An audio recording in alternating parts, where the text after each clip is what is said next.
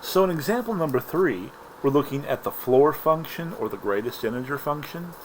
And so let's think about what the graph of this function looks like.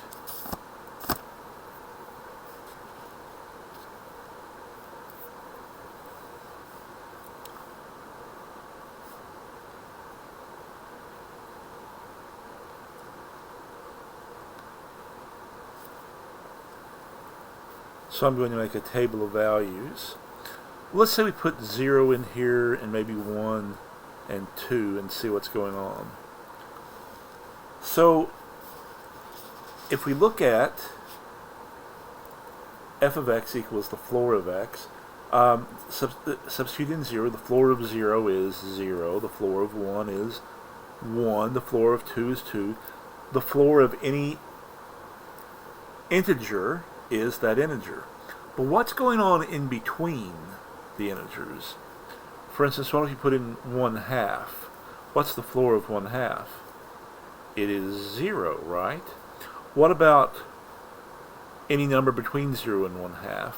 Remember that with the floor you round down to the nearest integer, and so if you take a number less than 1/2, well, between 0 and 1/2, you're going to get 0 again. So you're going to get 0 for every number between 0 and 1/2. But what about if you start going bigger than 1/2?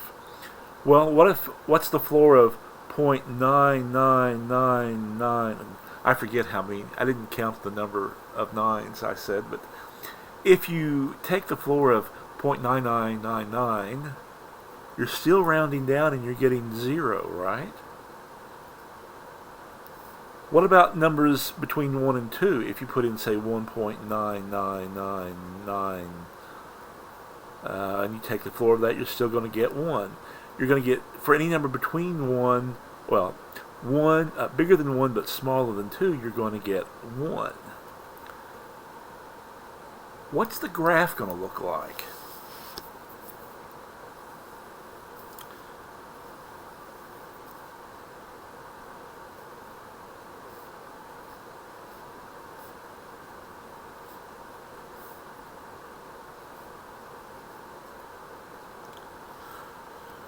Well, f of 0 is 0, f of 1 is 1, f of 2 is 2. Now, between 0 and 1, the value is going to take on the value 0, so the graph is going to look kind of like this. It's going to come along, and there's going to be an open circle here. Not sure I can make that entirely visible, but that's supposed to be an open circle there, because at 1, the graph leaps up here to a y-coordinate of 1. And so the graph is going to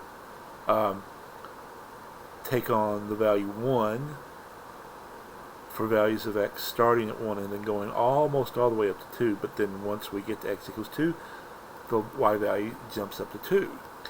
Well, you can probably surmise what's going on. You get what's known as a stair-step graph, and it continues on out through here as well. So can you tell me what intervals, or can you figure out what intervals that the function is continuous on? Well, it's continuous on the interval from -1 to 0, from 0 to 1, from 1 to 2, and so on. There's got to be a shorter way to write that, and there is. This function, the floor function, is continuous on the interval from k to k plus 1.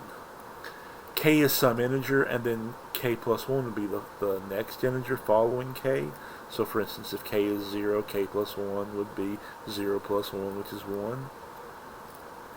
So it's continuous on any interval of the form k to k plus 1, including the k but not the k plus 1, where k is an integer.